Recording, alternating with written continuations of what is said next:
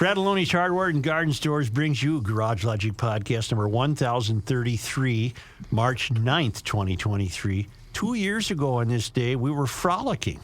It was 62 degrees on this day in 2021. Wow. Nice. And it was 10 below on this day in 1951 and again in 2003. And now, from the mayor's office above the boathouse on the east shore of Spoon Lake, it's Garage Logic with Chris Reavers manning Technology Corner, Kenny Olson from the Krabby Coffee Shop, John Heidt in the newsroom, and of course, the rookie. Here is your flashlight king, fireworks commissioner, and the keeper of common sense, your mayor, Joe Souchere. Is this Women's Month? Well, It is. Around the world? Yes, it is. Well, I don't know about the world. I thought it was yesterday. It was National Women's Day. International Women's Day yesterday. Oh, maybe that's it. day. Maybe women only get a day. Right. Yeah. Well, we have the award, though, for it's International Women's Day was yesterday, and we have the award presented for the Women of Courage Award, and it was given to a male. Huh. So, Wait, what? What? Wait, Argentinian Alba Rueda was introduced by Jill Biden as a transgender woman. And so we have on International Women's Day. Well, does that surprise you when cars are being blamed for their own thievery? No, none of this shocked me when I read this. The left is kind of funny, aren't they? It's almost to the point now where it's not even funny anymore. I was shocked. I thought they'd keep an International Women's Day pure. You'd think you'd give it to a gal. Pure, yes. Yeah. What evidence do you have to suggest that you were shocked by Wait this? until it's International Transgender Women's Day, then this person can Well, win. it's even sillier than that. Okay? The Democrats are the party that cannot tell you what a woman is. Right. They don't know what a woman is. Who's the Supreme Court nominee who was following orders by saying she couldn't? Jackson, right? Yeah. Is her I don't last know name what a Jackson? woman is. So these frauds now give the Woman of the Year award, the Courage Award, to an Argentinian who is an LGBTQP woman. I wonder how the women that have been fighting for equal rights since the beginning of time and all the way up through yesterday feel about that. Well, how do women athletes feel? Yeah, that was my next question. That can be answered, Kenny, because remember what happened when the one woman who lost to the biological male in all the NCAA championships in swimming. Yeah. She was basically ridiculed for coming forward. Right. And every time there's a meeting like this, there's Dr. Biden. I'm sorry, Dr. Jill please. Biden. She's about as much of a doctor as these phony Joe Gothard types who are doctors. You know. She's the doctor of dumb. Mm-hmm. But every time these people get together and have a ceremony, like Walz has had a flourish of ceremonies, signing various ruinous documents. And they always get a crowd gathered around them that nod knowingly. Right behind him, and yep. appreciatively. Looking and, at the back of his head. In fact, I wanted to say something about Walz has now signed. Did he sign a bill or executive order for gender-affirming care? Because that Finke guy got into it. Leah Finke or whatever, you know. He issued an executive order yesterday protecting access to gender-affirming health care for transgender. I wonder what Mary Moriality thinks of that. Mary Moriarty. Well, let's go to the quote. Yeah. Here it is. In an interview, Moriarty defended the decision and her overall approach to prosecuting juveniles, citing research on adolescent brain development that suggests a child's mind is not fully formed until age 25. Right. So Mary Moriality is your ally to against this. What this does by executive order, it claims to make Minnesota a refuge for people seeking health care. I would not wish to deprive anybody of health care, by the way. Agreed. This order aims to make Minnesota a refuge for people seeking health care designed to affirm their gender identity by protecting parents and providers from extradition orders and keeping their data private. Okay. They want to you can't. Well, they had some young, what appeared to be a female, who appeared to be the star of the stand-arounders. The one that would rush in to shake his hand. And I don't know if that was a biological male at birth or if that was a transgender Tough to tell child. these days. And her parents were very proud of her. But we have that now. And apparently there's no age limits that I could find in here. Lee Finke, that's who I was thinking of. Lee Finke got elected to the legislature for only one reason. To bleep us. Yep. She's there for one reason. Just like Bill Haller. Bill Haller, the umpire, was at an Orioles game for one reason. Is it Lee or Lay? Whatever. Leigh. Lee. Okay. Lee, I would think. How Yeah. did this person get elected? Joe. Did the people That's- in her district... You already say, know that. Well, this was what was on their minds? Yeah. We're moving forward. We're one Minnesota. It was a refresh my memory. Go. Look up Lee Finke, Leigh Finke. What area of St. Paul? Because I know St. Paul pretty well, but it's escaping me what part of town she represents. Lee Finke would be the first legislator in Minnesota House Well, after she was it's important to be a first. 66A. Okay, look up 66A. It's the east side, I think. Somewhere on the east side, which is a vast area and also often a misnomer in St. Paul. I believe her father, Ray, was a place kicker for the Dolphins. Ray Finke? Yeah, and he was involved in a cover-up that Ace Ventura had to cut. No. This was in reaction to what's been going on in Laces Iowa out. and South Dakota. Right. And the governor, the king, our ruler, refers to them as bullies, and we will not stand bullies Okay. because I'm a teacher. Oh, boy. Yes. I need it, Rooks. Can't be that difficult. No, I've got it up here. Just got to find out what the borders are. I got a burr in my saddle about King Ruler walls, by the way. Okay, just a moment, please. Just give me some streets. Give me anything right now. 66A.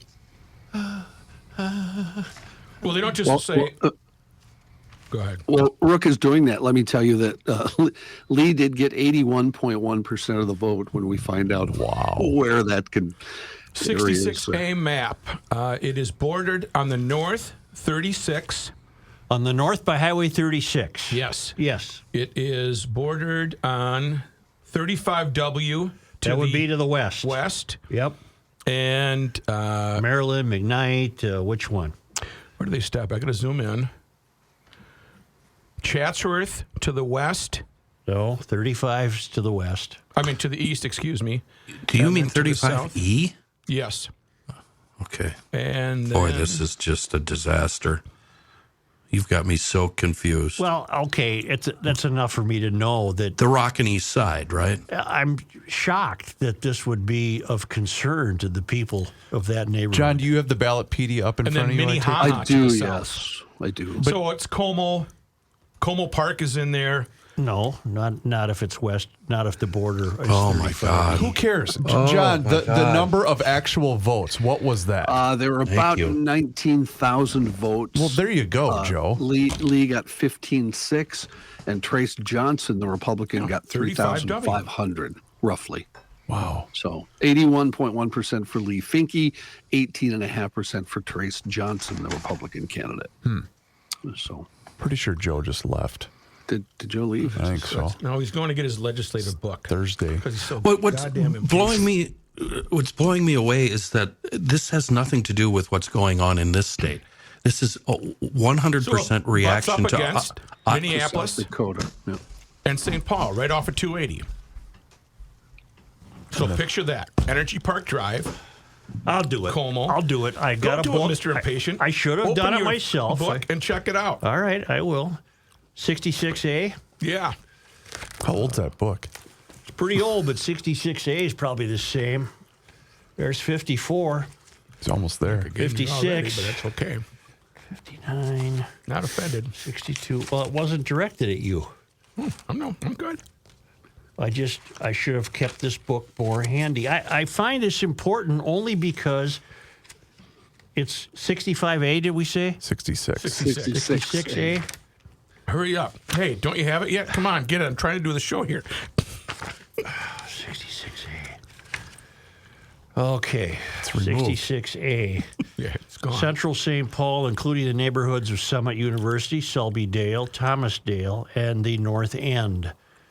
The district's diverse population includes African Americans and a growing Asian population.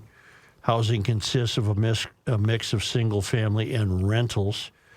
The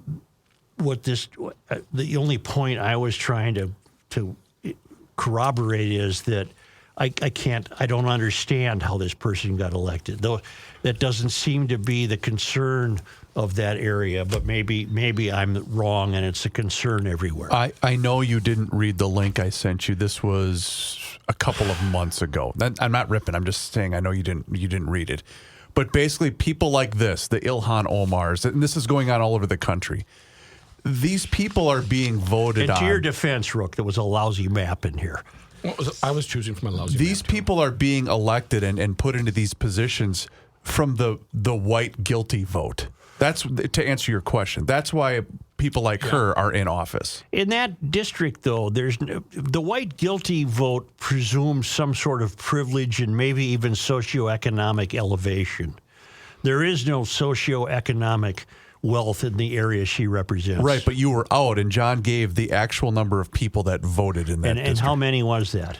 19,100 roughly voted Okay. total. Lee got 15,006. Wow. So there you go. 81%. Well, in any event, where were we going with this? What started this? Women's. Oh, You were going with. It's the gender affirming health care. oh, that's it. That was and I think that again, it's so insidious to appease and embrace small children making these decisions that it's sinful. But I know sin doesn't exist anymore in this country. Whoa. But it's sinful. This person went to Bethel. Who? She was. Finke was born in Minnesota. Bachelor of Arts degree in English Literature from Bethel in 2003, and a Master of Arts in Shakespeare from DePaul. Well, you can't flunk that. I'm glad you're going there because that's what I was going to bring up with King Ruler Walls. Yes. When he was signing this gender affirming healthcare nonsense, having the little girl with the stuffed animal up in that's so insulting on so many levels. At his little press conference evil. yesterday. It is. You're right. It's 100% evil. It's just flat out evil. According to Mary Moriality, you can't make that change until you're 25 years old. Okay. Preceded by Alice Hausman. Alice, we wish we had. Oh, God, doesn't Alice look good? Yes, your theory is perfect. Yeah. Alice, please come back. Whatever happened to Alice? Not woke enough. Right. What's kind of interesting here, I went to look at the opponent, Trace Johnson, Yeah. a Republican with what we would consider perfect views, nothing radical Republican about him at all. Right. And I know we'd have to break this down further, but he actually is a gay man with a male partner. So you'd think that would appeal to somebody Boy, oh, boy. who may vote. Yeah. What Lee must have run a hell of a campaign. Yeah. Very. Wow. Must be Although an I had interesting never one just heard of to her break before she got elected. No. I wonder if she literally ran on the campaign, not woke enough. You need me. Man alive. But Mary Moriality would say this shouldn't happen. These are people whose brains aren't developed yet. Yeah. You shouldn't make a decision that critical until you're 25. That would be, according to Mary Moriality, the head of the county attorney, the Hennepin County attorney, who won't prosecute juveniles for murder because follow the science. Unreal. The science says their brains aren't developed yet. Well, are their brains developed at the age of 12 to change genders? My answer would be, according to Mary, no. Yeah. Mary Moriality's views are good enough for me. The quote goes on to say, our goal is to treat kids like kids. Yeah, Mary's got it figured out. You got to treat the kids like kids. We know that kids that age are impressionable, they are impulsive, they're easily manipulated and subject to peer pressure. Mm-hmm. But Thank you, Mary. my point in all of this has nothing to do with kids in Minnesota. This has everything to do, and it is a reaction to what is happening in Iowa and South Dakota. Right, but it will also apply to kids in Minnesota. But it already applies to kids in Minnesota. So nothing has changed, as far as I can tell, for kids in Minnesota. This is all about, if they come here, they can't, we're going to hold them here. They can't be sent back. Mm-hmm. That's what it's about. The DFLers are having fun, aren't they? They are. It's a white canvas. They are accomplishing every ruinous thing they can dream up. And by the end of the next 2 years, I don't have any optimism whatsoever that this state will be a functioning society. This and the abortion nonsense is pointless because nothing has changed in Minnesota. But now they've added all of this other nonsense, which is just political grandstanding. Let's stick to let's clear today's Kia and Hyundai news off the docket. We all know that the car is at fault. How close is, and I'm not saying this, Keith Ellison is saying this. How close is How close is Keith Ellison coming to blaming the victim? For example, in a rape case. Well, she had it coming because of the way she was dressed. Oh, boy. Well, he's saying the same thing about a car. Now, I realize a car is not the same as a woman. This is Keith Ellison saying this. I personally don't believe that, by the way. Right. But he is saying these cars might as well have a sign on them that says, "Steal me." An attractive nuisance. Yes. So this is one of his more ruinous conclusions. Wow. But again, Timbuktu has done some work for us. Hopefully better than my research on 66A. Yes. Okay, good. Both Kia and Hyundai have large dealerships in Sioux Falls. And you see a lot of these cars around town, but I have never heard the police chief, the mayor, or the attorney general in South Dakota talk about Kia and Hyundai thefts. So I did a Google search. The only thing I found was a story done earlier this week by Dakota News Now, the ABC affiliate in Sioux Falls. It turns out this story was not about Sioux Falls at all, but rather was about Kia and Hyundai thefts in Colorado done by an ABC affiliate there. I assume that the Sioux Falls reporters were unable to find local officials who thought it was a problem here. He must live in Sioux Falls, huh? And statewide statistics bear this out. Neither car makes the top 10 of stolen vehicles in South Dakota. So somehow Kia and Hyundai are unsafe to be on the street in Minnesota, but they are safe to be on the street in South Dakota. They're not safe to be on the street in Minnesota, but safe to be on the street in South Dakota. The population of Sioux Falls is 209,000 people, and the population of St. Paul is 311,000. So my question to Zach Stevenson of Coon Rapids is quite simple. Why are Kia and Hyundai owners safe in Sioux Falls, but unsafe in the Twin Cities? The vehicles are exactly the same. What is Sioux Falls doing better? Stevenson is an intelligent man, but I don't believe he would give you an honest answer. People who live in the real world know that Ramsey County has a catch-and-release prosecutor, and in South Dakota, criminals likely will serve jail time for grand theft auto. It has nothing to do with the car. It has everything to do with deterrence. And then he linked me to the top 10 most stolen vehicles in South Dakota.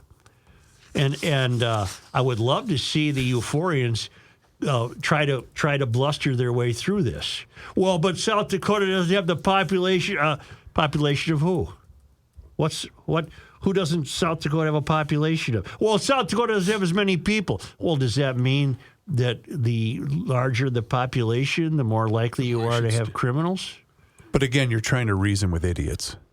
The top 10 most stolen cars in South Dakota, according to the National Insurance Crime Bureau. It's almost like power rankings. Number 10, Honda Civic. Number 8, Ford Fusion. Number 8, Pontiac. Number 9, Ford Fusion. Number 8, Pontiac Grand Prix. Number 7, Toyota Camry. Number 6, Jeep Cherokee. And Grand Cherokee is a tie. Number 6, Honda Accord. Number 5, Dodge Pickup, full size. Number 5 is a tie, GMC Pickup, full size. Number 4, Chevrolet Malibu. Number 3, Chevrolet Impala. Number 2, Ford Pickup, full size. And the most stolen car. The most stolen car. I have the envelope, please. Full-size Chevy pickups. Wow. Ooh. I wonder if that's because of job sites, work-related sites. Could be that there's just a hell of a lot of Chevy pickups. Huh?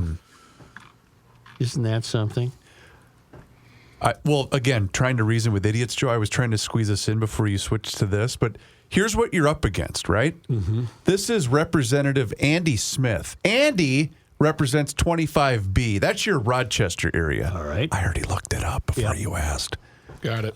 This is talking about giving everyone the right to vote, including people that are still incarcerated. Yeah. I've heard tonight a lot of you are very nervous about public safety, and that's great. I have good news for you. Giving voting to those who are incarcerated actually helps public safety. Who is this turd? Don't you get it? Yeah. It helps. That's Rook, I got another assignment for you, and I won't bug you. I won't bug you until you come up with it. This should be interesting. Go. The full list of which cars are stolen the most in all 50 states can be found at nicb.org, National Insurance Crime Bureau, nicb.org. Got it. I'm wondering now, in how many states is a Hyundai or a Kia the most stolen vehicle? And you don't have to report back until you find that. Got it. I shall remain silent, but not for long. That's right. Well, haven't they already taken care of the problem too? I thought starting after 2021 vehicles, Hyundai and Kia agreed to get rid of the issue. Although I know that you can't insure certain old Kias and Hyundais because insurance companies won't do it. Couldn't you hotwire a 1952 Ford in about 2 seconds? Right. I don't know how, by the way. I've never done it. I'll show you. Yeah. I remember my brother had a car where you didn't have to put the key in. You just turn the little Put a little screwdriver in there and just turn the whole tumbler. Just turn it and it started right up. Yeah. See, what the elites are getting away with, what the regressives are getting away with, is the idea, the implication that Hyundai and Kia, presumably to save money, purposely built cars that were easy to steal because they didn't want to spend the extra $3.96 per car to make the ignition more difficult to steal. That's a lie. The euphorians are lying. The regressives are lying to you. It's not easy to steal a Kia or a Hyundai. It might be easier than it is to steal a Ford, but the fact remains that in order to steal a Hyundai or a Kia, you still have to break apart the steering column, and you have to get in, which they do destructively. And they get in there, and then they still have to know which wire goes where and which charger cord goes where. There's nothing easy about it. Nothing. So they're wrong when they try to sell you on the idea that Hyundai and Kia are the evil players here. No, they're not. No, they're not. They just happen to build a car that turns out might be easier to start once you gain access to all of the innards. But they're not easy to start. You got to break a window. You got to get in. You got to take it apart, and then it's mostly done by idiots who couldn't drive a manual transmission. So they're clever enough to follow TikTok instructions, but if the car had a clutch and a shifter, they ain't going to steal it anyway. They're not going to get anywhere. We'll be right back. Positive Thursday brought to us by SchoonoverBodyWorks.com. Yeah, I think Such is trying to cancel Positive Thursday, but Mike, you're keeping it alive. Schoonover Body Works up in Shoreview, down in Shoreview, 1060 County Road E. Mike, howdy. Hey, Kenny, good to be here with you. And happy Positive Thursday. Let's not lose sight of that fact that there's a lot of things happening in this world that to be positive about. Absolutely. Thank you for that. Don't let suit change us, okay? Oh, he drags us down every day, sends us home all sourpussed. He's going to get kicked out of the car. He's going to have to walk home. Speaking of cars, Kia, Hyundai, the Attorney General, and us. Got anything to say about that? Well, I wouldn't want to own stock in those companies right now. What we're finding, Kenny. I've heard this being talked about quite a bit. Well, it seems that that's all we're talking about now, no matter where you are. But I think this is going to solve itself. I think our political leaders are trying to look like they're heroes to, solve a problem, but. In this world, dollars and cents are what solve things.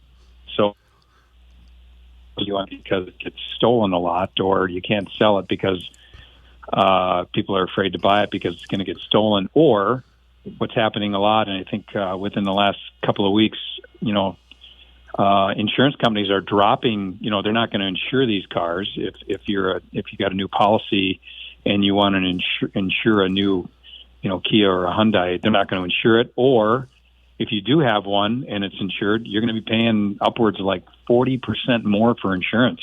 Right. We just had a conversation with another insurer the other day that said if this car is gone for more than 7 days, they are going to total it out. What do you mean gone? So if it's stolen. Yeah. And it's gone. Oh, missing. Yeah, right. It's missing in action for more than a week. They're going to total it out. Wow. So, the supply of these cars is going to go away because they're going to get totaled out. Insurance companies aren't going to want to fix them. They're not going to want to insure them or deal with them or whatever. So this is just another little glitch. And Kia and Hyundai are going to be paying for this for many, many years. Because what was that car that Ralph Nader... the rear engine Ford, darn it, cute little Death thing on Wheels or something. Yeah. Joe would know. But anyway, this is going to be their version of that. And this is the most level-headed approach and reaction I have heard so far. And for my money, you're absolutely right. The board members are freaking out right now, Kia, Hyundai. They're angry. They're getting bad press. Their sales are dropping. Like you said, insurance is being affected. They're going to fix this themselves. Yeah. Well, and then about a month or two ago, we fixed a couple's car that was a Kia that was stolen and recovered. And, it was gone for a bit. And then we had to wait for parts for a bit because, there's ignition pieces and glass parts and other parts of these cars you can't find because there's so much in need. This couple, when the car was done, they literally drove it to an empty lot, took pictures of it, put it up for sale, and then put it in their garage until they could sell it. Wow. Yeah. Corvair. That's it, right? That's it. And I think Corvair. Yeah. Cute little car. Love those things. Well, I think you're right. I think you're absolutely right. I think we can chill out. And what I really think you're right about, and we actually discussed this a little bit yesterday on the program, this is grandstanding by these politicos and attorney generals. They're just trying to get pub. They love talking about what they're going to do. Yeah, absolutely. And if the market, insurance and banking run the world. So if you're going to buy a car and an insurance company is not going to cover it, you're not going to buy the car. Right. The problem will be solved. So I just, it is grandstanding. Everybody wants to look like a hero right now. So I love the calming effect you have on us, Mike. It's so awesome. And it's got to be the same way you run your business. Everything you need related to automobiles is available right there at Schoonover. I'm talking engine work too, body work, of course, oil changes, tires, whatever you need. Call up Schoonover Body Works and Glass. They've been around since forever and always rated one of the top shops in the metro. GL's official body shop. SchoonoverBodyWorks.com. Hey, GLers, it's Reavers here, and you've heard me talk about my relationship with Josh Arnold for quite some time now. And the reason I advocate that you give Josh a call is simple. Well, actually, it's two reasons: trust and results. Josh has seen it all when it comes to economic and market conditions. As he says, past results do not guarantee future returns. Well, that is true. Josh can make sure that your retirement objectives match your investments. And you can trust Josh to make sure that you are not paying more in fees than you are selling in returns. Yes, that is more common than you would think. So do yourself a favor by booking a 48-minute free consultation that has absolutely no obligation. Call Josh today at 952-925-5608. That number once again is 952-925-5608. You will be glad you did. Investment services offered by Josh Arnold Investment Consultant LLC, a security investment advisor. Past performance is no guarantee of future results. All investments involve risk. All comments and opinions are Josh Arnold's and do not constitute investment advice. Chris Reavers is a paid endorser. This guy wears many hats, just not indoors. Joe Souchere. I found my map of 66A, which is Lee Finke's district. I only want to reprise it because it's the legislative district that was home to probably 75% of the kids I went to school with in high school. It's bordered on the north by Larpenteur. It's bordered on the west by Como Avenue. It's bordered on the south by Phelan Boulevard, and it's bordered on the west by Phelan Boulevard as it curves around to Lake Phelan. So you misspoke there. It's bordered on the east by Phelan Boulevard. Okay. I'm sorry, yeah. West Como, east and south Phelan, north Larpenteur. So Maryland Avenue. In fact, Maryland Avenue turned around. Yeah, jeez. It's the heart of what we would call St. Paul's East Side.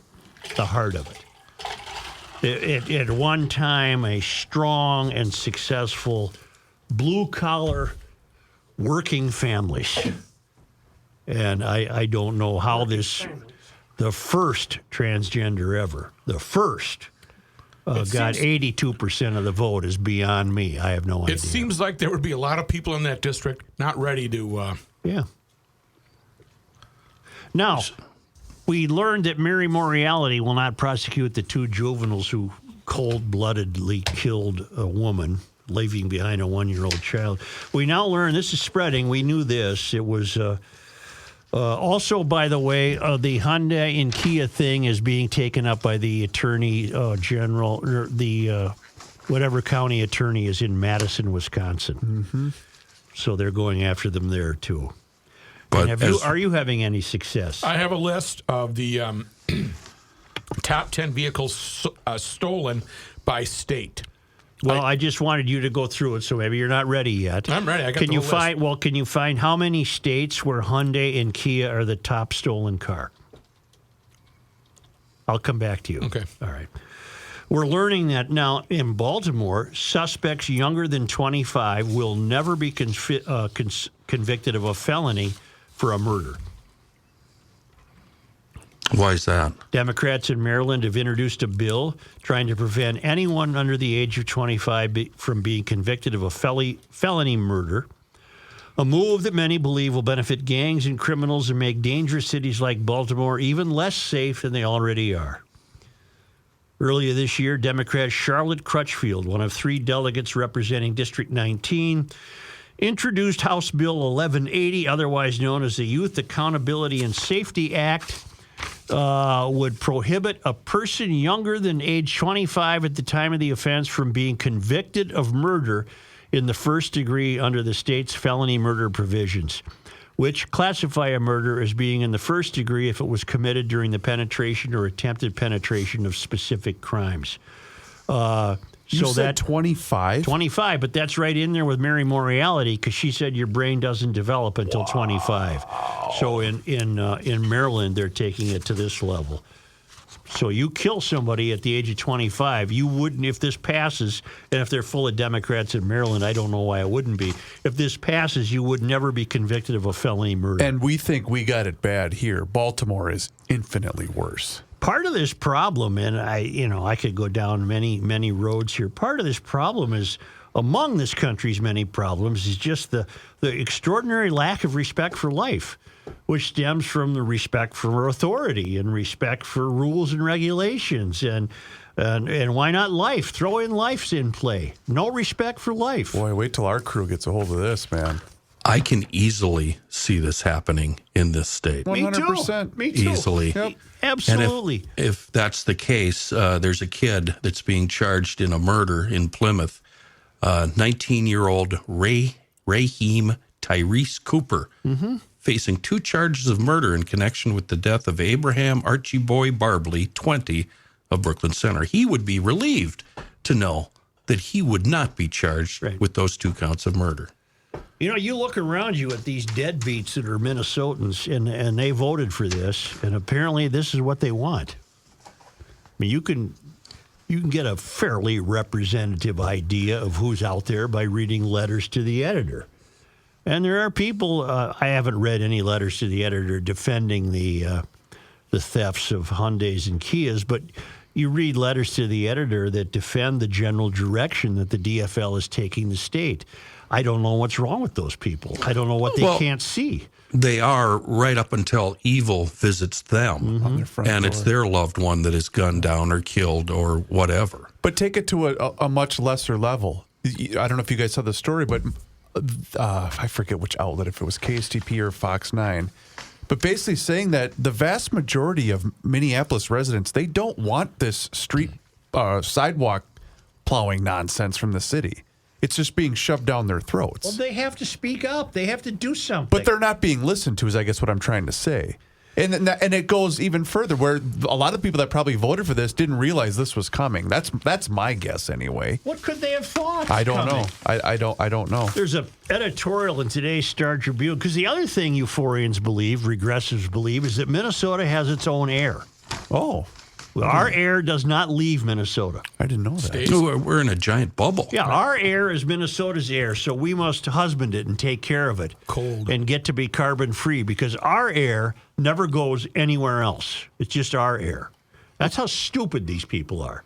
And today, the stupid people are Tanya Allen, Lori Kuhn, and Anna Washicha. They've written a piece. They are from... Tonya Allen is president of the McKnight Foundation. Lori Kuhn is executive director of the Morgan Family Foundation. And Anna Washicha is president of the West Central Initiative Foundation. And they've written a piece today. I don't want to read the whole piece, but it's the subhead is 100% carbon free by 2040. And the headline is, "The Minnesota Way will lead to a clean energy future. We can deliver economic mobility and community vitality in the transition to climate resilience." And it goes on to say all sorts of things that can't be proven. For example, they say that a clean energy economy is already providing 60,000 good-paying jobs. I have no way to verify that. They say that 1/3 of all electricity in Minnesota is already being generated by renewables. I have no way to verify that. I don't believe that. I don't believe that. And they're celebrating the tireless efforts of advocates and community members that achieved this victory. We know the real work lies ahead, particularly to ensure that all Minnesotans, especially those most impacted, wouldn't we all be impacted? It's our air. Right. We all have the same air. And it goes on to say what they're doing. Okay, now jailers are doing their work. Craig Vanderau writes, "I wrote this to the author today. Hello, Tanya," meaning the author of this editorial. "Thank you for your intriguing opinion piece today. I'd appreciate some clarifications on your major points and hope you can give me a reply to help me better understand your plan and goals.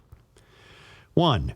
Doing it the Minnesota way, these leaders set aside differences to keep the North cold and commit our state to 100% clean electricity by 2040, protecting the place we call home against the changing climate and growing our state economy for current and future generations. Are there measurable metrics in your 2040 target for the actual lower Minnesota temps than today?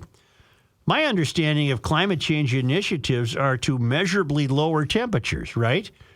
Is there a published number for temperature change expectation in the 2040 plan? What other measurable outcome in climate metrics have been established? And, of course, he knows perfectly well that she can't answer that. Number 2, what does the new law mean for Minnesotans? It means even more excellent jobs in thriving clean energy businesses, reduced energy costs for our residents, and significantly less pollution to combat climate change. In the paper 2 years ago, Craig writes, Xcel Energy has proposed a 15% rate increase and also said it plans to pass on the hundreds of millions of dollars in cost to add new auto charging stations to Xcel customers. Specifically, how will my energy costs go down under your plan? I just purchased a brand new 2023 gas-powered Hyundai Santa Fe for less than $30,000. My understanding is that if forced to switch to an electric car, my costs will go up at least $2,000 or almost double for an electric version. How is that saving me money? My wife and I built our home in 1997 and just replaced our furnace with a more efficient new gas furnace. How will Nita and I save on future energy costs if forced to replace a perfectly good furnace that will likely outlast my wife and I? We are age 67. It sounds like we would either be penalized for using gas heat or forced to buy an expensive new electric furnace or solar panels. Number 3, the Justice 40 initiative should be a guide, and we can also look to our Midwest neighbors for examples. Can you explain in plain language what your climate justice equity insider jargon means? I'm sure everyone inside your tent understands this, but I doubt the rest of us do. Number 4, what and how we build have consequences. This is from the editorial the gals wrote. What and how we build will have consequences that last generations. Utilities and local and state leaders have an opportunity to center equity on our path to 100% clean energy.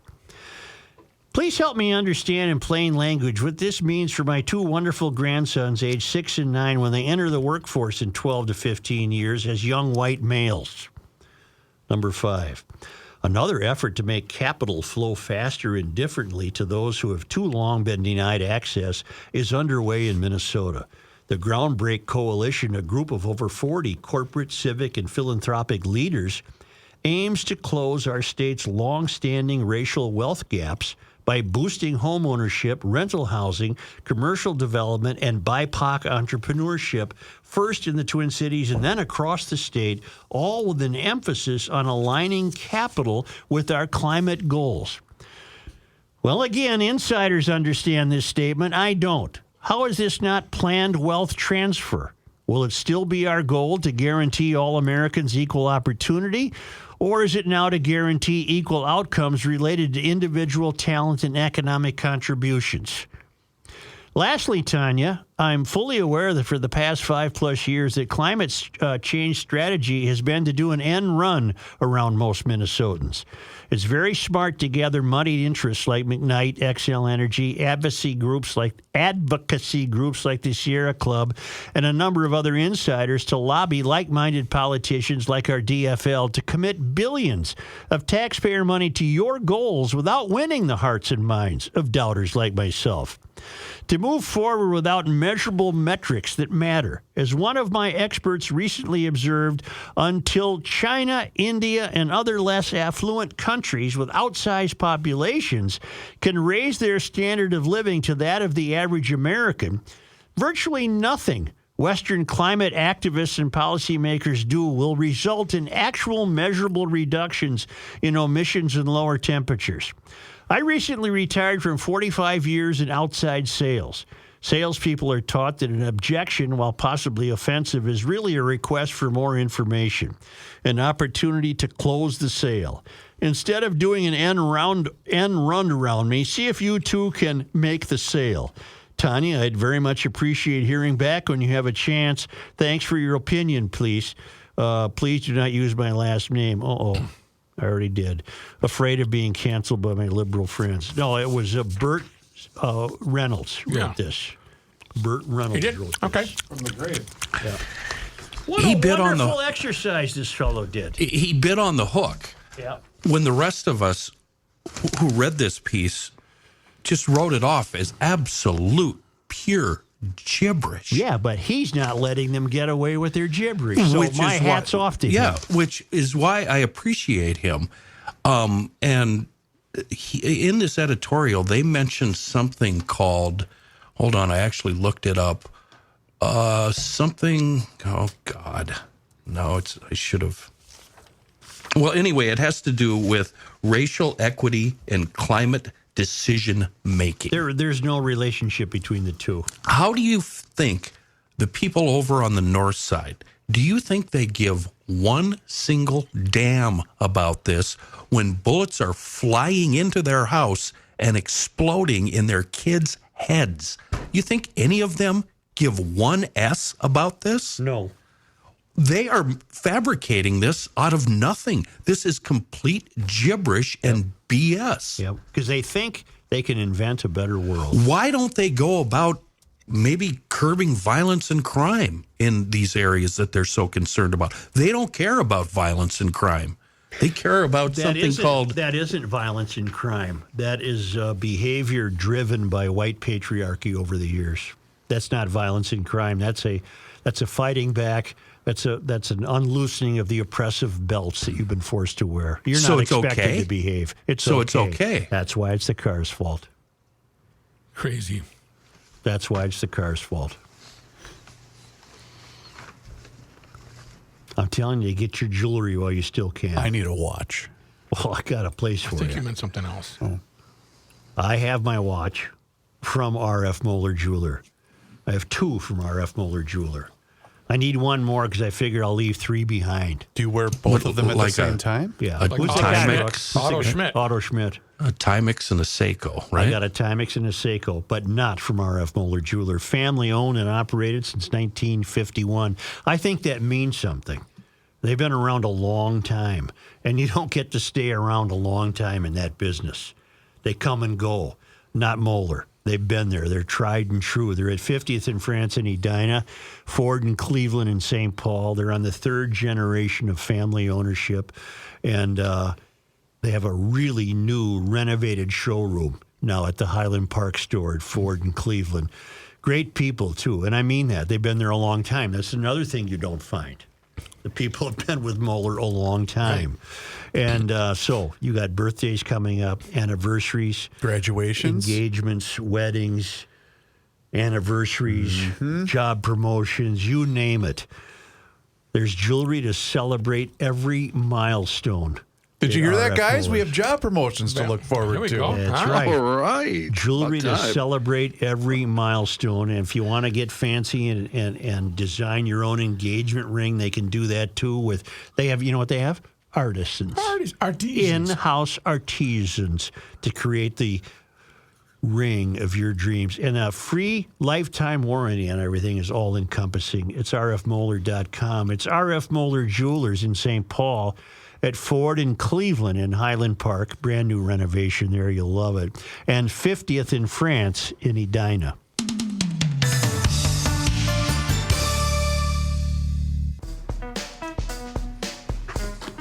Oh, yeah. I have to go over there to do this so I can hit that button. You'll learn more here by accident than elsewhere by design. Here's Joe Souchere. Aim High Construction back with us on GL, ready to book your spring and summer construction projects. Chris Miller, the owner, not only a longtime GLer, but also a veteran, and him and his crews, boy, they just do dandy work on everything related to construction. And I'm talking both residential and commercial. Many of you GLers probably remember I had Chris and his crew do a bunch of projects on my place in South Minneapolis in preparation for the sale, and that work resulted in us making a hell of a lot more money when we went to sell the house. They can do it all: roofing, siding, interiors, decks, kitchens, bathrooms, basements. I don't care what. A new countertop, concrete, garage, shop, whatever you need. They do amazing work. Get in touch with Chris, aimhighconstructionmn.com. And do it as soon as you can to get the bid ball rolling and get your project on the schedule. They're very busy, but they always put GLers first. And when you go with Aim High Construction, remember, you're going with the very best. So if there's a little wait, it's worth it. Again, get in touch with Chris today. Aim High Construction, MN.com. The Cretan goalie is standing on his head. Hey, John, during 2-1 your news, Cretans. good luck Jim with Craig any hands? participation from Rook and Good hockey We're stuff professionals. going I on. have your answers, by the way, Joe. On what? Your car yeah. answers. These are the most stolen cars in Let me 50 recall states. that back up. I've got all 50 states. I won't bore you with the details, but I will tell you that. You weren't ready, were you? I was ready. It's right here. Going through the entire List. states, Yep. the highest I found was Colorado at number 5, and that was a Hyundai. What does that mean at number 5? On the top 10 for stolen from their state. So they have the top 10 vehicles stolen In the from state the of state Colorado? of Colorado. Yep. So we're going to do each And state. the highest rated was number 5 in Colorado. You asked Is a Hyundai or a Kia? It was a Hyundai. Hyundai. Coming in at Then number New 5. Mexico at number 4 Yep. was a Hyundai Sonata. Right. Everything else, all the other ones were lower. Then you go to Puerto Rico. Right. Number 1, stolen car, Rental. Kia Sportage. Yep. Number 3, Hyundai Tucson. Number 4, Kia. Number 6, a Hyundai. 7, 8, and 10 were Kias. Okay, then Puerto Rico's got a problem. No, Wisconsin does. Because 1 through 7 were all Hyundais or Kias. Really? 1 through 7. That's not true of Minnesota. Minnesota was, let me pull them up real quick. Here they are. Okay, Minnesota. Real quick. Yep, super quick. Honda Civic, Honda CR-V, Chevy pickup full size, Honda Accord, Ford pickup full size, Jeep Grand Cherokee, Toyota Camry, Chevy Impala, Toyota Corolla, and number 10 was a Chevy Malibu. So in Minnesota, Hyundai or Kia doesn't make the top 10. It doesn't, and I don't know what year this is. Yeah. But these lists as late as 1973. No, they list as late as 2021. Okay. So it's a relatively recent list. Here is John Heidt in his newsroom. Thank you, Joe. I did find that I thought that was very weird in that editorial you read, too, that they gave us stats, but they didn't back them up. Right. So I did find the information on that. Not that it makes what they said any more correct, because I'm with you on the whole thing. But the U.S. Energy Information Administration says Minnesota has 29% renewable energy as of 2021. Really? So that's where they got that number. And the That's other not number, a third. It's damn close. Damn close. Yeah, and it's 2 years ago. Yeah. So the rest is all coal-fired, nuclear, and natural gas. So that's for that guy. I don't know why. If you're going to put that in your editorial, tell us why and how you got that. But anyway.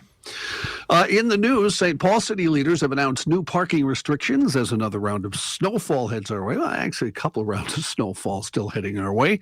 St. Paul Mayor Melvin Carter and city leaders announced a parking ban on the even-numbered side of residential streets.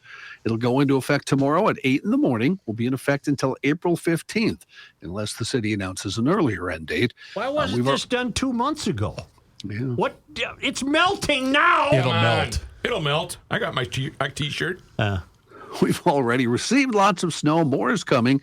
Winter weather advisory scheduled to go into effect today for several Minnesota counties.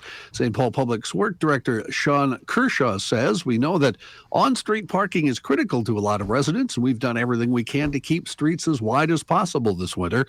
Right now, we can't get our larger plow trucks down some residential streets. The parking ban enables our crews to be more responsive with whatever winter weather comes in the remaining season. The city will ticket and tow vehicles that are in violation of the one-sided restrictions. The city does have a parking map online to help residents know which streets have parking restrictions to avoid a potential ticket or toll." If you don't know if you live on the even or odd side, refer to the map. Sean Kershaw has emailed me a few times. We're trying to get together, and I'm of the opinion that in a town like St. Paul, in this snow belt, he should be the most important guy in town. And I continue to take my hat off to him. He doesn't hide. He's got thick skin. I mean, he's out into the equity BS and all this other stuff. He had to get hired, but he takes his medicine. He's damn near a regular with Vanita. Well, but she's not giving him a lot of grief. Got the direct line. Yeah. Got the sock arm But line. he, to his credit, he's stepping forward.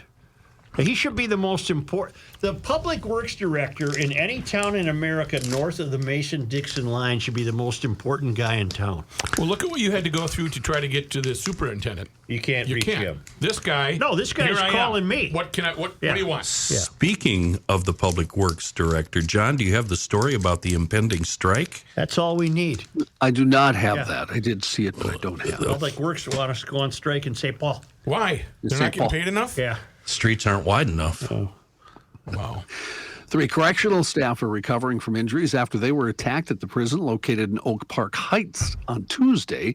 According to a Department of Correction spokesperson, 2 male prisoners assaulted a corrections sergeant and 2 corrections officers at 5:24 p.m. One of the 3 injured staff was more seriously hurt, taken to Regions Hospital by ambulance. That person treated and eventually released. 2 other injured staff were taken to Lakeview Hospital. They were released after an evaluation. The DOC did not elaborate on the type of injuries that the staff members had or any specifics about the staff. In a separate incident that occurred late Monday morning at the prison in Stillwater, a fight broke out among multiple prisoners. The DOC noted 3 officers who intervened were assaulted in that case. The 3 officers transported to a nearby hospital for evaluation and released. Investigation into both incidents still continuing. My friend Matt is a member of the Garage Logic Town Council, and he unearthed the congratulatory video of the International Women of Courage Award that was handed out yesterday. Oh, yeah, the World Man one. Have you heard the award? No. Would you like 30 seconds of said award? Sure.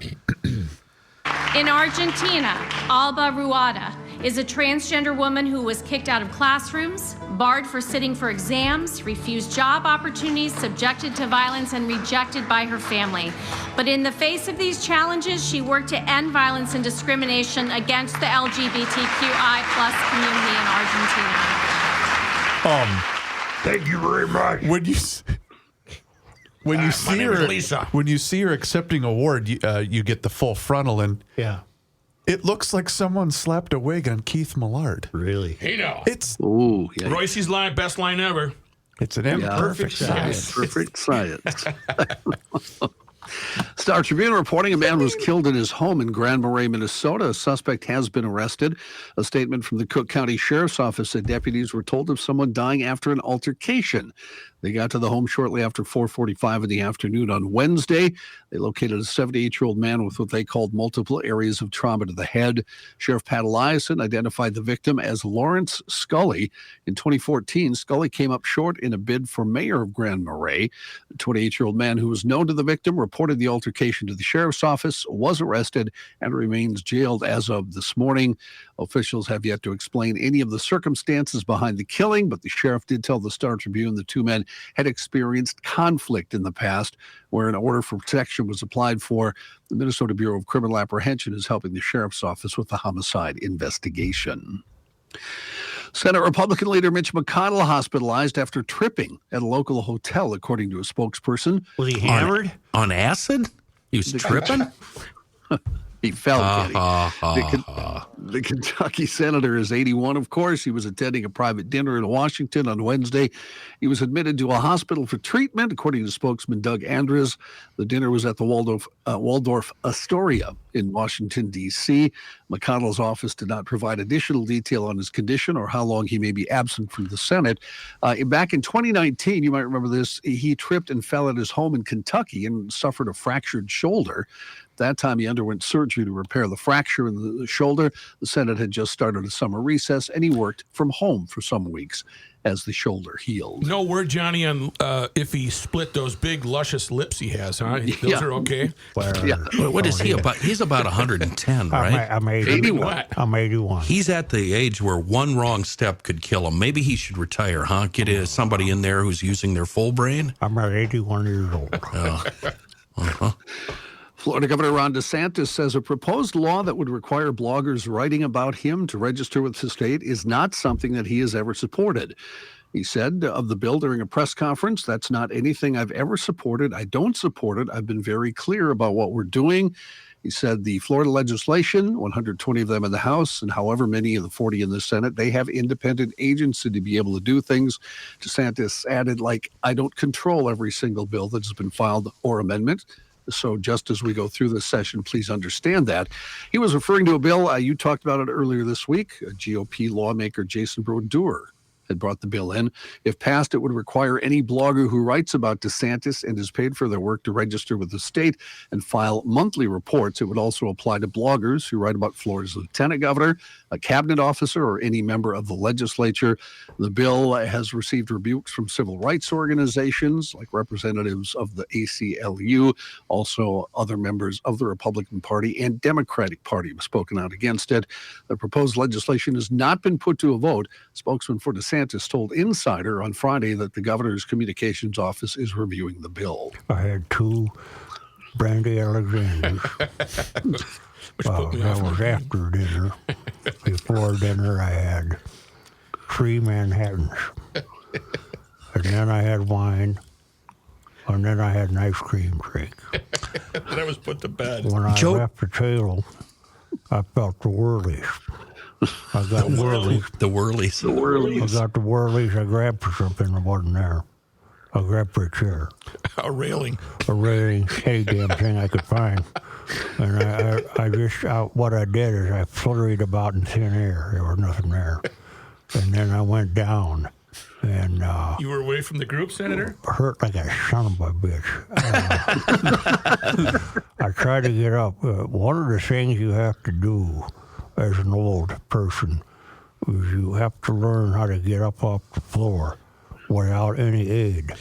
I've been able to do it, but not after the 2 Brandy Alexanders.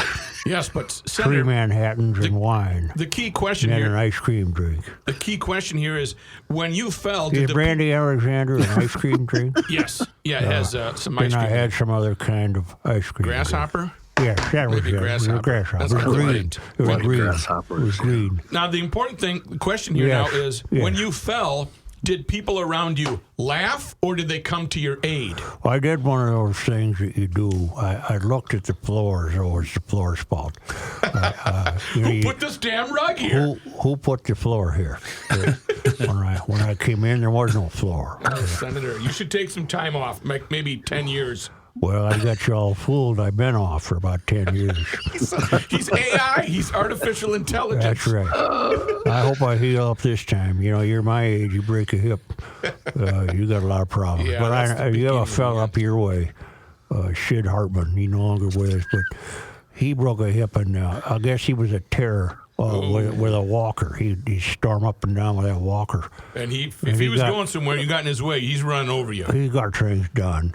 And I still think I can too. No, you just better rest, Senator. We'll Thank put you, to bed. Senator. Russia launched a massive barrage of missiles and drones that hit residential buildings and critical infrastructure across Ukraine this Thursday, killing 6 people, leaving hundreds of thousands without heat and electricity.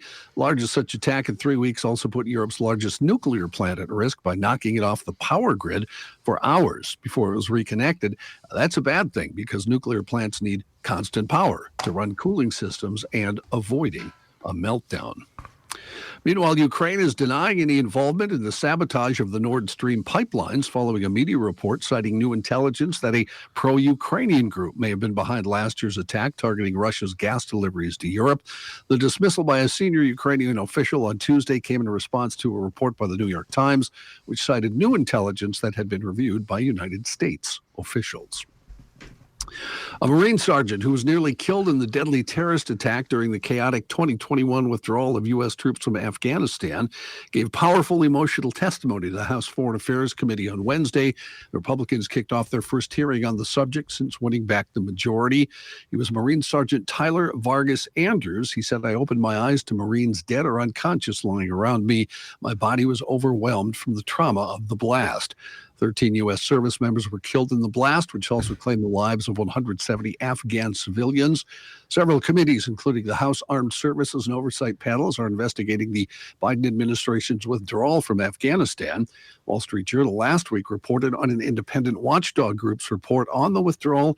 In that report, the Inspector General laid blame on all the U.S. administrations going back to George W. Bush's, citing as a pivotal turning point the 2020 Doha Agreement, when the Trump administration pledged to withdraw American troops and contractors from the country by a certain date in exchange for guarantees from the Taliban. John, is this the same individual who, I saw the video of this yesterday. Is this the same guy that basically had the suicide bomber and he was ready to pull the trigger and he was basically told to stand down?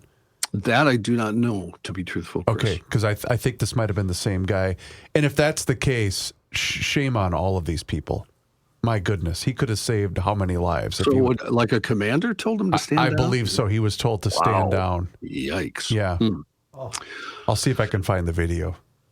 After 5 decades in business, an East Side St. Paul landmark is closing. I am not familiar. I'll bet Rook is Angelo's Pizza on White Bear Avenue. I know of it, yes. I am.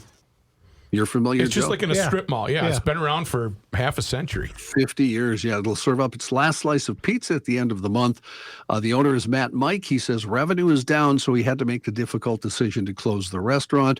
He said, I'm ready. I've been doing this since I was in high school, and I've loved it, but you have to look at it from a financial side. After announcing the closing on Facebook, countless longtime customers are coming back for one more slice. Mike said he's getting people coming in from everywhere, Woodbury, Hugo, some from Hudson, Wisconsin, some from Isanti County, and he says he's really appreciative of that. Angelo's Pizza will close on Friday, March 31st.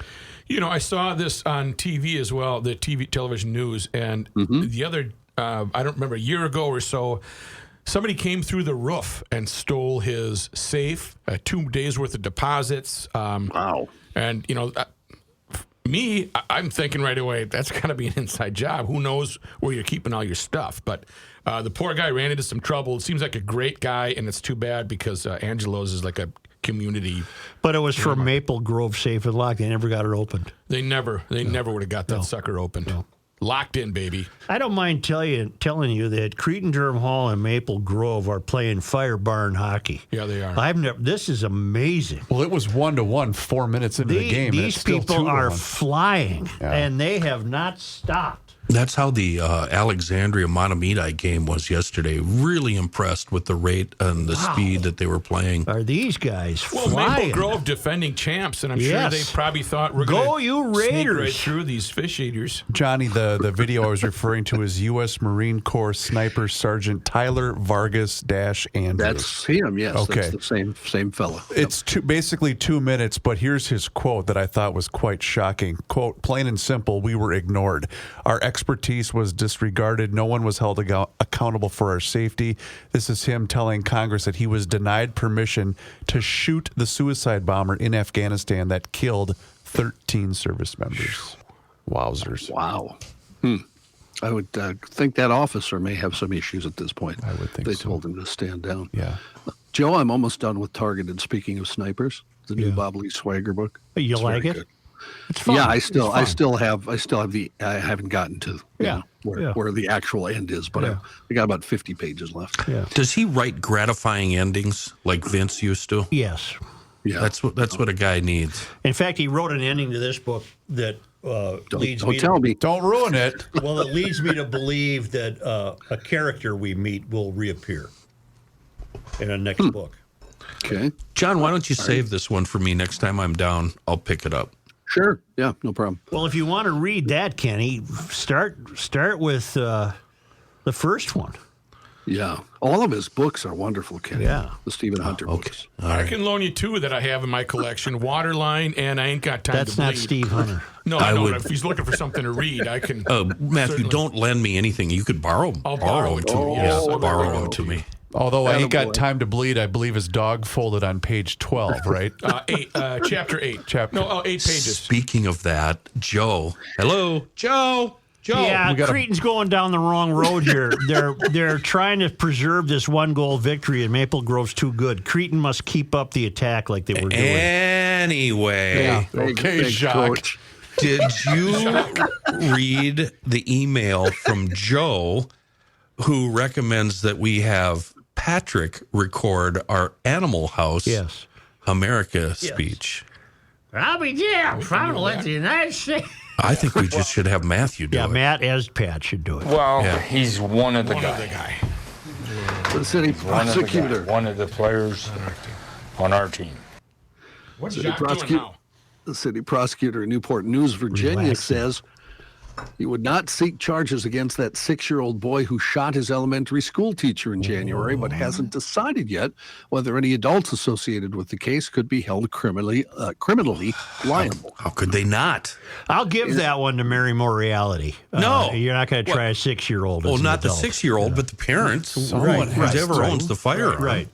In an interview, Newport News Commonwealth's attorney Howard Gwynn said the prospect that a 6-year-old can stand trial is problematic, given that a child that young wouldn't have the competency to understand the legal system and what a charge means or adequately assist an attorney. It's not unheard of for an adolescent of that age to be arrested in general. Theoretically, the 6-year-old could be criminally charged under Virginia law.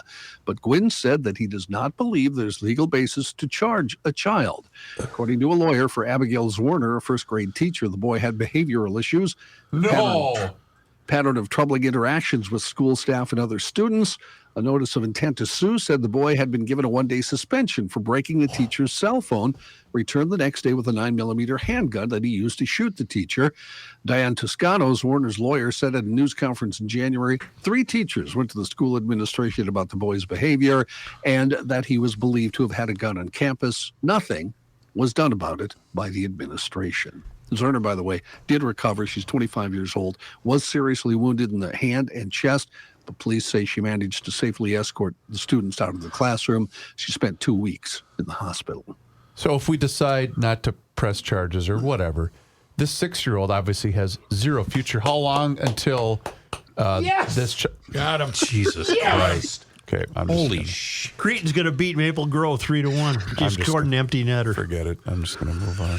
Now, what do I do if Cretan plays Hill in the final? You got to root for your alma mater. How about you do a radio show, pal? The hell with it. Boy, it's a good thing I'm so easygoing and have a good John, demeanor, thank isn't you. it? Thank you. I'm done. Now I'm done. He's in the middle of a... Still got a lot of news I'm left sorry. here. I don't know. But How'd that work out? I might have to write a column today. Right. Yeah, you might. Joe, we're going to talk after the... Where the hell did he go? You're going to call me at some point today. No, I got to write. No, 6 o'clock meeting you with are him? going to call me or I'm driving down there. Yeah. He's having a 2 o'clock meeting with you. We need to talk. Yeah. Here's Kenny at Joe's door. I'm not home. Coming in. You got to bring dinner, though. Dave's not here. You got to bring dinner. Should I read more news or should I stop now, Joe? Yes. You tell me. You're going to conclude right now. It's your show, as they No, say, you go Joe. ahead. Okay, you want something normally serious or you want something I don't think it's going to matter. serious? Yeah, I don't think it is either. No, the game's over here in 40 seconds. Yeah. Are you watching too, Kenny? Yeah, but I'm not... Never mind. How about, I'll read a not so serious one since, everybody's Now, once in my life, I pay attention to a score, and he's all upset. During your show. So what? But remember, the rule has always been the exclusion is the major golf tournament or the State high school hockey Yes. tournament. Yeah. Joe, you'll hate to hear this. You got other guys will too because you like it, but I told my kid I failed him as a father because he's watching golf. So anyway, It's the Players' Championship this weekend. he wants to play this summer. Oh, He's good for he's- him. He's never played, so Yeah. it should be interesting. That'll Well, be don't an give him any tips, exercise. Johnny. Let him just learn himself. I don't have any tips. I played one summer of golf. That was it. When I was about his age, so maybe Well, I'll play let him one year, let him and give that's it a try. It's I love playing, but I'm so horse crap. It's well, not fun. you tend to hit things that propel the ball I am backwards. there for the entertainment. I'm there to entertain the foursome. Right. Police in Hanover, Ontario have ended their investigation into a man who tried to give a young person a box of chocolates after determining the man wasn't trying anything nefarious. He was just taking part in random acts of kindness day. You can't get away with that anymore. The media release issued last week, Hanover police said they were investigating a, quote, suspicious older male who reportedly pulled over and approached a youth walking home from school. No, that this is justified for being creepy. Sorry. Well, it's 2020. If you reply with "strangers have the best candy," that's bad. That's really bad. At the time, police said the man offered the boy a box of pot of gold chocolates. There you go. When the student declined, the man insisted, saying the boy could give them to his mom. Well, in the news release issued by police, they said they'd found the man, determined his intentions were genuine and pure. The male was motivated by random acts of kindness day, handed out chocolates to people of varying ages all day long for those reasons. Police continue to investigate, though, a separate incident in Hanover on Thursday where an older man was seen taking pictures of children playing in the backyard of a home. Police said that man had gray hair and gray facial hair. He was driving a black Volkswagen SUV, believed to be a Tiguan. I thought for sure that Pot of Gold chocolates was something grandma buys on a fixed income, but I looked it up and it actually looks kind of classy. Ooh, expensive. Huh? There's a guy at one of the racetracks I go to that drives around on one of these mobility scooters with a bag full of candy, trying to give them to kids. And let me tell you something. It's just not right. It's just creepy. How dare you attempt to be kind? Wasn't that exactly? That was the rejected children's book title. What's Strangers that? have the best candy. Yeah, strangers have the best candy. Daddy drinks because you cry. Thank you very much, John. We'll return You're welcome, shortly. Joe. I'm watching baseball. I'm watching racing. Actually, I want to hear Rookie tell me about Minnesota Masonic Charities. Well, if you want me to do that, what I can just tell you right now, I'll give you their website, mnmasoniccharities.org. And I really want to stress so much that there's so much going on right now. And they really, for this year, the scholarship closed out the scholarship. So start thinking ahead for next year. Think ahead for next year if you want to nominate someone that's gone above and beyond. But right now, just thinking about what they do with everything. They are compassionate. They're committed. They're capable. Today, Minnesota Masonic Charities is one of the most influential grant makers in Minnesota and an essential service provider that positively impacts outcomes in education, cancer research, elder care, children's health, community service, and the preservation of Masonic history. That's why they want you to visit their website. They want you to learn about what a great operation they are. They're pretty humble, but they've realized that if they don't get the word out on places like Garage Logic and elsewhere, people won't be able to realize the good work that they do. That's why the secret is out. mnmasoniccharities.org. Go to their website, poke around, and see the various and so many ways how they help people who need a little bit of help. And you know what? They help them for free. It's a great way to get involved, whether you want to volunteer, whether you just want to support, whatever the case may be. Call if you have questions, 952-948-6200. Find out how you can get involved, 952-948-6200, or go online to mnmasoniccharities.org and let them know that you heard it on the Garage Logic podcast.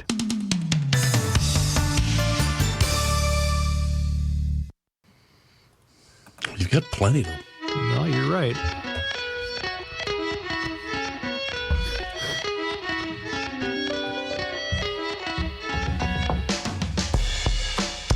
I'm waiting.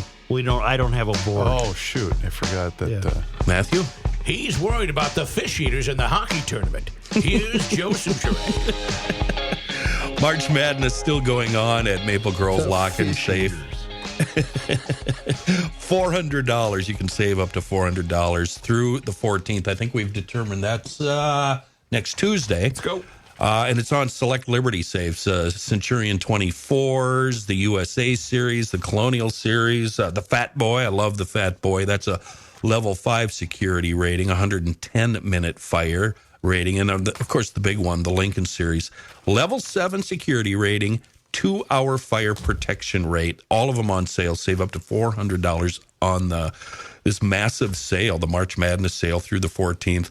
The best safe money can buy. Never mind anything else. Seriously, it's the best.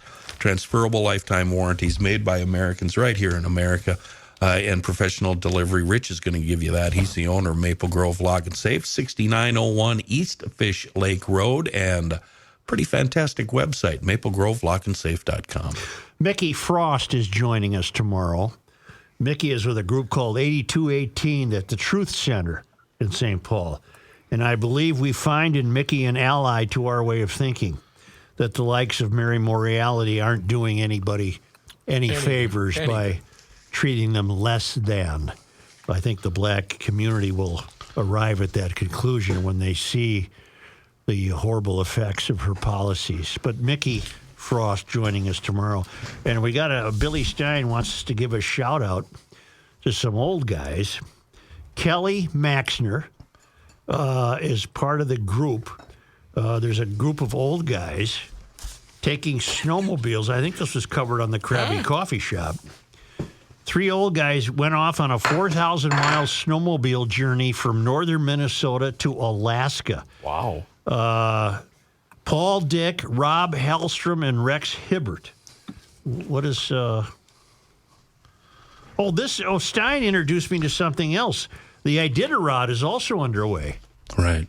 And there's a guy in it named Kelly Maxner, one of the most unique individuals Stein ever met. He was born in North Dakota. He played college football for Montana, is a triathlete, boxer, and a pediatric dentist from Wasilla, Alaska. He and his wife, Margaret, and their 5 kids live off the grid in Big Lake, Arkansas. And Billy knows him from meeting him down in Haiti, where they were both doing charitable work. He truly lives the GL lifestyle, according to Bill. But also underway are the 3 old guys on their snowmobile journey. And Kenny, the equipment alone is so advanced that they should make it, huh? I certainly hope so. They obviously getting help from Articat, and I was wondering, and as an aside, and maybe there's a GLer listening up there that knows, one of the guys' last names is Hibbert, right? Mm-hmm. Correct? Hibbert. And I'm wondering if he's part of the famous Arctic Cat Hibbert family. Mm-hmm. But yeah, support from a lot of different areas. They're pulling big, long sleighs with equipment. I think they've got 8 gas cans on there. They left on Monday morning. They're already into Canada. Riders have been jumping along and joining them for a few miles. Riders have been meeting them at gas stations because you can track them, paying for their gas, paying for their lunch. And these guys are going to get way out in the bush in Canada and the Yukon and the Arctic Circle before they circle back down to Fairbanks. And they're going to be spending some nights in tents. That's how far they're getting far, far away from roads. They don't have a chase vehicle. They do have satellite equipment. So if there is a problem, they can call for help. But it's pretty cool. And these guys have been doing long distance rides for quite a long time. And they've been riding since obviously the 60s. So they know what they're doing. And they have all the gear, all the equipment, and a lot of support help. And it's just been fascinating to watch on Facebook. Is this for their amusement? Or yeah. Yep. All right. Yep. Well, congratulations to them. Think how far away they are from the crap we got to talk about. That is cool. This, we also on the Krabby Show talked to Bridget McCutcheon, who's riding her motorcycle around the world. Yeah. And that doesn't appeal to me whatsoever. But this snowmobile ride, boy, I've done a few backpack trips, and this sounds like a lot of fun and really interesting. Are they on unmarked? Is it an unmarked route? Well, they're on trails so far, but they are going to end up breaking trail and following trapper trails. And I think they know of a few trapper cabins where they might be able to spend the night in the middle of nowhere. But I'm a little worried if they have to break trail and it's deep fluff, they might be in trouble. The one thing they have going for them is late in the season, the snow kind of gets compacted and you get a nice hard base. And I hope that holds true for them. They're in areas where there are several hundred miles between towns. Right. Yep. They are on their own. Yeah, and in the Yukon, it's normal to get 60 below, and up in the Arctic Circle, that's some serious weather. So yeah, this isn't just a lark. And they've been preparing for over a year. And I think it's unreasonable to call 66 and 72-year-old guys old. Oh, everybody's making a deal about that. But if you look for them on Facebook, it's 3 old guys ride to Alaska. Yeah. So they're calling themselves that. Well, that makes it for a better story, though. It does, but 40-year-old guys, a big deal. No, there was a time when a 72-year-old guy wouldn't have attempted this, but today a fit 72-year-old guy, this will be normal for him to do. Right. Yeah. And this kind of thing has been going on since snowmobiles were invented. I mean, there was guys from Minnesota riding to Alaska in the 60s when, that was carbureted junk, absolute garbage. Well, snowmobiles have always been able to accomplish something that I've worried that jet skis these personal watercraft can't accomplish. What do you mean? Snowmobiles can do something. They can go somewhere. Right. Yes. And jet skis just make noise. Yeah. They're just fun. And I can't believe the euphorians haven't cracked down on them yet. Well, they're trying. Yeah. Jay Coles and I wanted to take a pair of those down the Mississippi all the way to the Gulf of Mexico, but we got shut down at every turn. I mean, on a snowmobile, you can go someplace and rescue somebody. Yeah. Oh, yeah. They're used for rescue machines. Yeah. The only thing that does worry me is these snowmobiles now are very, very complicated. And like anything you buy that's motorized these days, you've got to remove 15 parts before you can even do something as simple as changing a spark plug. They bring a few cans of seafoam, maybe? I hope they brought seafoam and a lot of tools and some manuals. Only because they come to us all the way from Crystal, Minnesota, where the traveling linemen have put in because Tom lost his brother. It's the on this date in 1848. March 9th is today's School date. teacher Harriet E. Bishop formed Minnesota's first temperance society. Temperance societies opposed drunkenness. Mm-hmm. On this day in 1858, 3-9, the legislature approved an amendment to the Minnesota Constitution that legalized the loan of the state's credit in an issue of bonds up to but not exceeding $5 million. Hell, we lose that in a week just in the food fraud, don't we? Yeah. With the idea of exchanging state bonds for railroad company bonds and thus stimulating the building of railroads and their subsequent benefits to land sales and state economy. The $5 million loan would continue to be an issue in Minnesota politics for many years, even after the railroad bonds are substantially redeemed in 1881. And on this day in 1874... What do you got, boy? Cook County was formed, commemorating Civil War hero Major Michael Cook from Faribault. And that's it, GLers. Thank you. Well, that's pretty... That was an interesting day in history. I think so. What is the date again? February or March 9th? Today's March 9. Wow. And remind you that Prohibition was invented and created right here in Minnesota. Yeah. Is that a feather in our cap or is that a nail in our coffin? The state where nothing is allowed. Yeah, 3-2 beer hung around way too long. Unless you want your 6-year-old to be gender change. Sorry. Then you're good to go. Right. Green light on Come that. on down. We got you. We got you covered. And according to Mary Moriality. Well, I was talking about covered on podcast, podmn.com on your smartphone, garagelogic.com to sign up for the Garage Logic Town Council.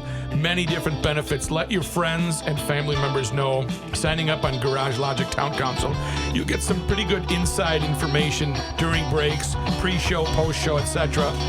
Flip over to YouTube, subscribe to Garage Logic on the Garage Logic YouTube page. You're pretty much set to go. Oh, yeah. Go to the online store and buy some cha.